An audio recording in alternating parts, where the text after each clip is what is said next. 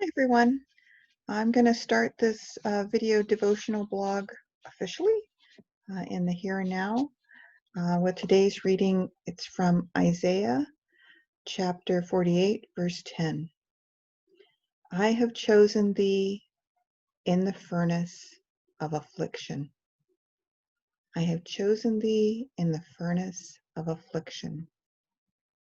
It's July 9th, 2020, and in a little over a month, I will either be teaching classes remotely online with the prospect of eventually also teaching students in class once my school deems this safe. Or as parents look for other ways to start school, either in person from the beginning or with homeschool options, which will reduce the need for some of the staff that's already in place. I will be laid off and have to find other means of supporting myself and my family. I'm worried about a lot of new things right now, especially living in Arizona, which is currently the hottest spot in the world in terms of cases per capita of COVID-19. If I do keep my job, I'm worried about how I'm going to teach 100 to 130 students via the computer in a way that's engaging, academically rigorous, but not overwhelming as online instruction can be. If I eventually go back to the classroom, I'm worried that school will become another prime location for spreading the coronavirus, just like churches and other enclosed indoor spaces have already become. If I do not keep my job and end up freelancing as a math tutor or homeschool support person, I'm worried that I will not have enough income or any medical insurance during a pandemic with bad knees. I'm also slightly worried that I may still contact and spread the virus if I end up teaching even small groups of students or individuals. And I really can't plan for one eventuality or another because my school district doesn't quite know how to predict the staffing needs in this new scenario. And so I may not know until the week before school starts whether I have a job or not. I did not think my devotional video blog would start like this, so dismally. After my last devotional reflection on moving forward instead of clinging to the burdens of the past, I thought it would at least start positively, in an uplifting way. But there's no getting around it. We are living in worrying times. I know this is true for most of us, and while my specific job worries are true for most teachers, many adults will have similar worries, whatever their job. Discontinued income, discontinued health insurance, catching or spreading and surviving this virus. Thankfully, I have a way to help me through these worrying times. One is journaling in a stream of consciousness sort of way in order to hear my own thoughts and talk to God. This also works to empty my brain so that I can hear whatever God wants to tell me.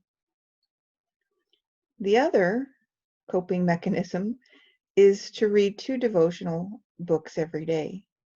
In the morning, I like to read Streams in the Desert, which was written in 1925 by a Mrs. Charles E. Coleman, who was the wife of a missionary to Japan, and she wrote these passages, compiled her own words and words of other people when her husband was ill and dying. In the afternoon, I like to read Daily Strength for Daily Needs, which was compiled from various biblical passages and spiritual writings by Mary Wilder Tilliston in 1884. I have read these 2 daily devotional books year after year, and they continue to give me guidance in the here and now, amazingly. When I started to stress over my work situation, I read that day in Streams in the Desert there we saw giants. This is from Numbers chapter 13, verse 33. You know you're going to be in difficult days when you read this passage. There we saw giants. This passage refers to the response of a scouting party that went to check out the promised land of Canaan. Moses had sent out leaders from every tribe to spy on the land given to them by God. And although they viewed the land as flowing with milk and honey and full of good fruits, they were very fearful of the many tribes already living in the land, saying, "They are stronger than we are. They are bigger than we are. We are like grasshoppers in comparison." When the people heard this, they wept and cried in fear of dying by the sword if they attempted to enter this land. Only two people, Caleb and Joshua, were willing to go where God was telling them to go. And as a result of their faithfulness, only these two entered the promised land. So, which of these two work-related paths in a school or in a homeschool situation is my promised land? Is it the one that I most fear? And if so, which one is that?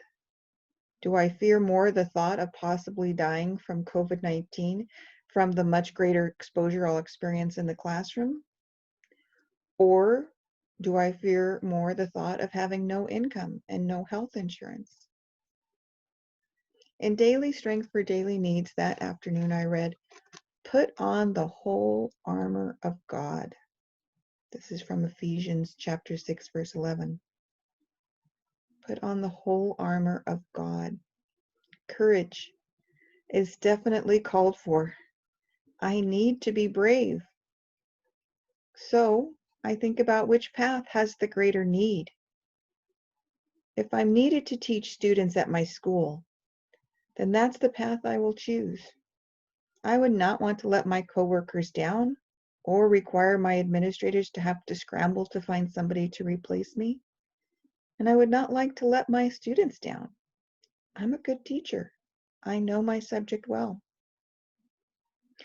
But I also know there will be many families who will want to turn to homeschooling and will need some extra support, in-person educational tutoring, if nothing else, especially in mathematics. So around and around I go, which is more fearful, which is more needful, and I begin to drive myself crazy, especially if I've spent a lot of time watching or reading the news.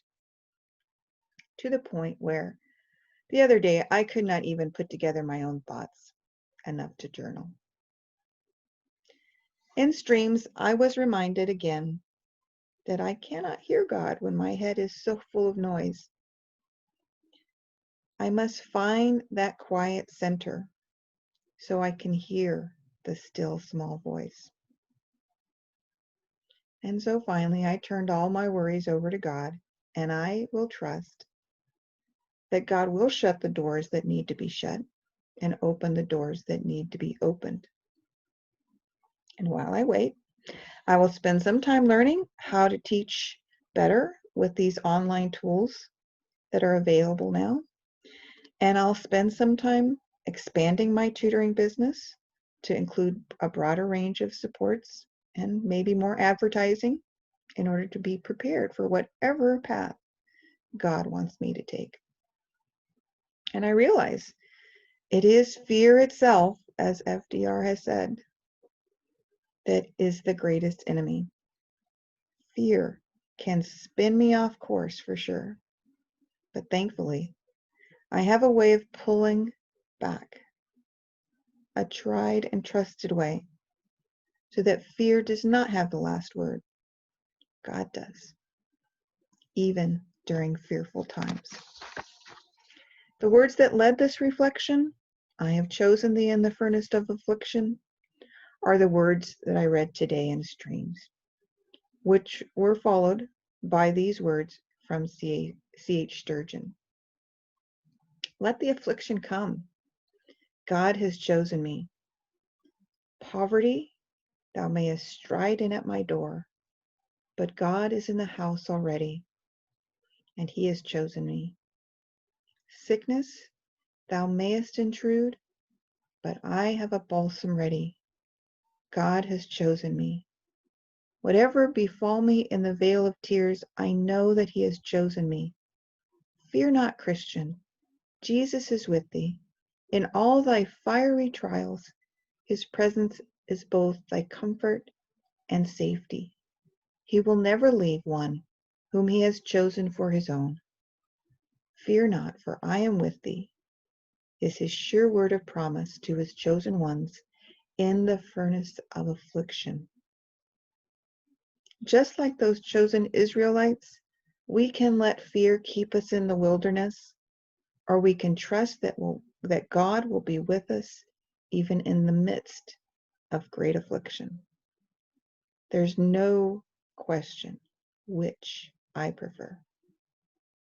Thanks be to God, and may the peace which passes understanding be with you always.